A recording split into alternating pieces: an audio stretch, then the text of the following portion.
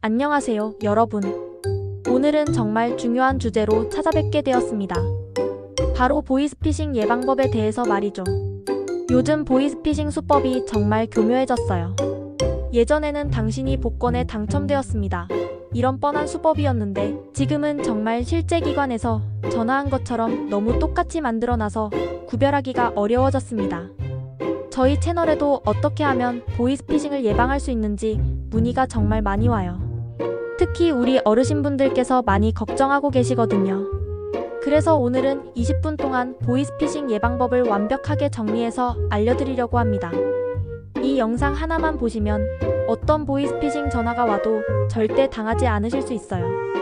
주변에 계신 가족분들, 친구분들께도 꼭 공유해주세요. 영상 시작하기 전에 좋아요 한번 눌러주시고요. 구독과 알림 설정까지 해주시면 더 많은 유용한 정보를 받아보실 수 있습니다. 먼저 보이스피싱이 정확히 뭔지부터 알아보겠습니다. 보이스피싱은 음성 보이스과 개인정보 납치 피싱을 합친 말이에요. 쉽게 말해서 전화로 사람을 속여서 돈을 빼앗아가는 사기 수법입니다. 예전에는 단순했어요. 복권에 당첨됐다, 상품권을 드린다 이런 식이었죠. 그런데 지금은 정말 무서울 정도로 정교해졌습니다. 경찰서에서 전화한다고 하면서 당신 명의로 통장이 개설됐다, 돈 세탁에 연루됐다, 이런 식으로 겁을 주고요. 금융기관에서 전화한다고 하면서 대출 금리를 낮춰드린다, 정부 지원금을 받을 수 있다, 이런 식으로 유혹하기도 해요. 택배회사나 카드회사 직원이라고 하면서 배송 문제가 생겼다, 카드가 해킹당했다, 이런 식으로 불안하게 만들기도 하고요. 정말 실제 기관에서 전화하는 것처럼 발신자 번호도 조작하고 실제 직원 이름도 대고 내 개인정보까지 알고 있어서 완전히 믿게 만들어버려요. 그래서 더욱 무서운 거예요. 아무리 똑똑한 사람이라도 순간적으로 당황하면 속을 수 있거든요. 그럼 지금 가장 많이 사용되는 보이스피싱 수법들을 하나씩 살펴보겠습니다. 첫 번째, 금융기관 사칭형. 가장 흔한 수법이에요. 은행이나 카드회사 직원이라고 하면서 전화를 걸어요. 고객님 안녕하세요. 오후은행 대출상담팀 김철수 과장입니다. 고객님께서 신청하신 대출건으로 연락드렸는데요. 이렇게 시작해서 금리를 낮춰드릴 수 있다, 정부 지원 대출을 받을 수 있다고 유혹합니다. 그러면서 기존 대출을 먼저 정리해야 한다며 다른 계좌로 돈을 이체하라고 해요. 두 번째, 수사기관 사칭형. 이건 정말 무서운 수법이에요. 경찰서나 검찰청 직원이라고 하면서 전화를 걸어서 겁을 주는 방식입니다. 고객님 명의로 통장이 개설되어서 범죄에 사용되고 있습니다. 지금 당장 조치를 취하지 않으면 구속될 수도 있어요. 이렇게 말하면서 수사에 협조해달라며 통장 비밀번호를 알려달라고 하거나 안전한 계좌로 돈을 옮겨달라고 요구해요. 세 번째, 가족 사칭형. 이것도 정말 악질적인 수법입니다. 자녀나 손자 목소리를 흉내내면서 할머니 나야, 급하게 돈이 필요해라고 전화를 걸어요. 요즘은 AI 기술로 목소리까지 비슷하게 만들어서 정말 구별하기 어려워졌어요. 네 번째, 택배 쇼핑몰 사칭형. 고객님이 주문하신 상품에 문제가 생겼습니다, 또는 해외 직구 관세 문제로 연락드렸습니다 라고 하면서 카드 정보나 개인 정보를 요구하는 수법이에요. 다섯 번째, 코로나 재난지원금 사칭형. 정부에서 코로나 지원금을 지급합니다, 또는 재난지원금 신청 안 하셨네요 라고 하면서 개인 정보를 빼내려는 수법도 있어요. 이렇게 수법이 정말 다양하죠. 그런데 공통점이 있어요. 모두 급하게 처리해야 한다고 재촉한다는 점이에요. 지금 당장 하지 않으면 큰일 난다고 말하면서 생각할 시간을 주지 않아요. 그럼 어떻게 보이스피싱을 구별할 수 있을까요? 몇 가지 확실한 신호들이 있어요. 신호 1, 전화로 개인정보를 요구한다. 진짜 금융기관이나 공공기관은 절대 전화로 비밀번호나 카드번호를 묻지 않습니다. 이건 100% 확실해요. 보안상 본인 확인을 위해 카드번호 뒷자리 3자리만 말씀해주세요 라고 해도 절대 알려주시면 안 돼요. 진짜 기관이라면 다른 방법으로 본인 확인을 해야 한다고 말할 거예요. 신호 2, 급하게 처리하라고 재촉한다. 지금 당장 하지 않으면 계좌가 정지됩니다. 10분 안에 처리하지 않으면 큰일 납니다. 이렇게 시간을 재촉하는 건 보이스피싱의 전형적인 수법이에요. 진짜 기관이라면 충분한 시간을 주고 설명해 줄 거예요. 신호 3 다른 계좌로 돈을 이체하라고 한다. 안전을 위해 임시로 다른 계좌로 돈을 옮겨주세요. 기존 대출을 정리하기 위해 먼저 이체해주세요. 이런 말이 나오면 100% 보이스피싱이에요. 진짜 금융기관은 절대 고객 돈을 다른 계좌로 옮기라고 하지 않습니다. 신호 4 전화를 끊고 다시 걸지 말라고 한다. 전화를 끊으면 안 됩니다. 다른 곳에 확인 전화하지 마세요. 이런 말이 나오면 확실히 사기예요. 진짜라면 언제든지 확인할 수 있게 해줄 거거든요. 신호 5 발신자 번호가 이상하다. 요즘은 발신자 번호도 조작하지만 그래도 확인해 볼 필요가 있어요. 국제전화번호 82, 70 등 너무 짧거나 긴 번호, 지역번호가 맞지 않는 번호, 이런 번호로 전화가 오면 의심해보세요. 신호 6 상대방이 내 정보를 너무 자세히 안다. 고객님 주소가 서울시 5595동 맞죠? 그 고객님 자녀분이 5호에 다니시죠? 이렇게 개인정보를 너무 자세히 알고 있으면 오히려 의심해야 해요. 요즘은 개인정보 유출로 이런 정보를 쉽게 구할 수 있거든요. 이제 보이스피싱 전화가 왔을 때 어떻게 대응해야 하는지 알아보겠습니다. 대응법 1. 일단 의심하고 시작하기. 모든 전화를 의심하고 시작하세요. 혹시 이게 보이스피싱은 아닐까? 라고 생각하는 게 기본이에요. 아무리 친절하고 그럴듯하게 말해도 일단 의심해보는 습관을 기르시는 게 중요해요. 대응법 2. 절대 즉답하지 않기. 네, 맞습니다. 알겠습니다. 이런 대답을 즉시 하지 마세요. 확인해보고 다시 연락드리겠습니다. 라고 말하고 전화를 끊으세요. 상대방이 진짜라면 이해해줄 거고 가짜라면 계속 붙잡으려고 할 거예요. 대응법 3. 직접 확인 전화하기. 전화를 끊은 후에 해당 기관에 직접 전화해서 확인하세요.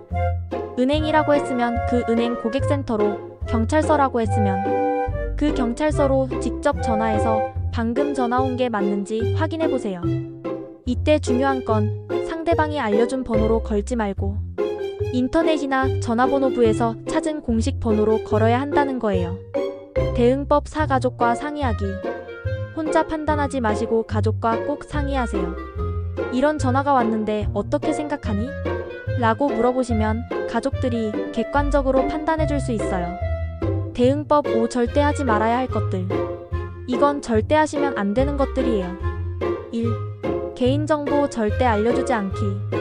주민등록번호, 카드번호, 비밀번호, 통장 비밀번호 등등 절대 알려주지 마세요.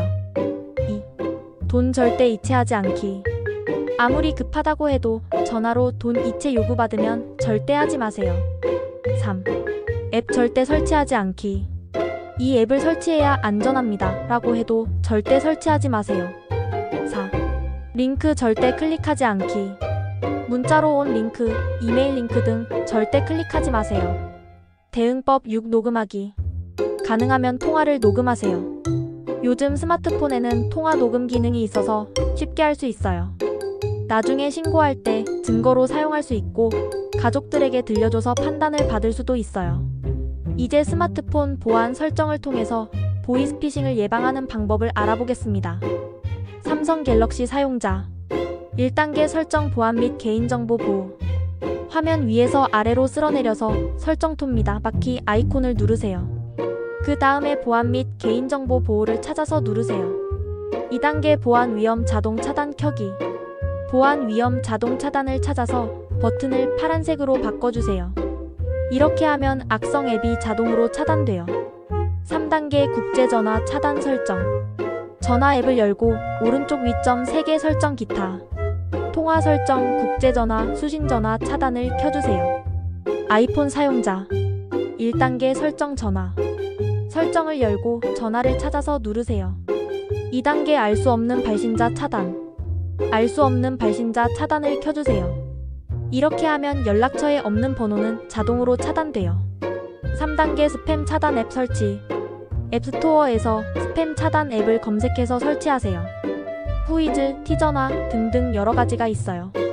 공통 설정 1. 문자 스팸 차단.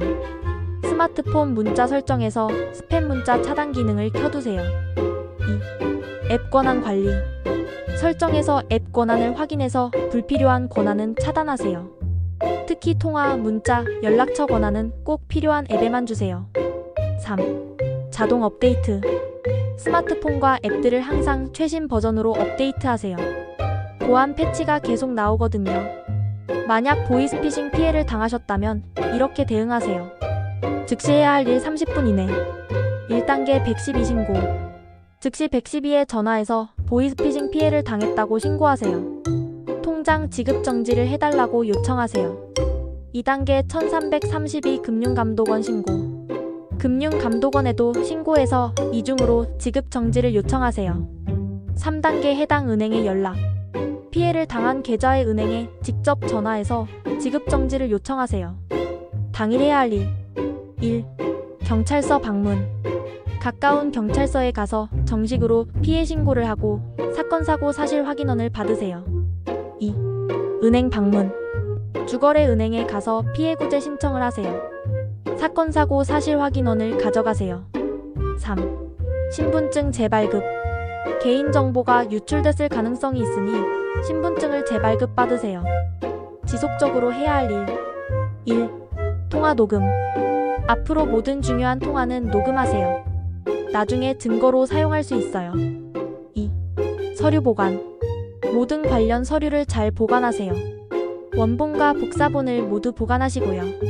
3. 추가 피해 방지. 엠세이퍼 사이트에서 내 명의로 추가 개통된 것이 없는지 확인하세요. 여러분, 오늘 20분 동안 보이스피싱 예방법에 대해서 정말 자세히 알려드렸는데요. 가장 중요한 건 의심하는 습관이에요. 아무리 그럴듯해도, 아무리 친절해도 전화로 개인정보나 돈을 요구하면 일단 의심해보세요. 그리고 혼자 판단하지 마시고 꼭 가족과 상의하세요. 보이스피싱범들은 다른 사람에게 말하지 말라고 하지만 진짜 기관이라면 언제든지 가족과 상의할 수 있게 해줄 거예요. 절대 급하게 처리하려고 하지 마세요. 지금 당장 해야 한다고 재촉하는 것 자체가 보이스피싱의 특징이에요. 마지막으로 스마트폰 보안 설정도 꼭 해두시고요. 오늘 알려드린 설정법대로 하시면 상당 부분 예방할 수 있어요. 혹시 주변에 보이스피싱 피해를 당하신 분이 계시다면 자책하지 마시라고 말씀드려주세요. 요즘 수법이 정말 교묘해서 누구나 당할 수 있는 일이에요. 중요한 건 빨리 신고해서 피해를 최소화하는 거예요. 오늘 영상이 도움이 되셨다면 좋아요와 구독 부탁드리고요. 주변 분들께도 꼭 공유해주세요. 한 분이라도 더 보이스피싱 피해를 예방할 수 있다면 정말 좋겠습니다. 다음에도 유용한 정보로 찾아뵙겠습니다. 감사합니다.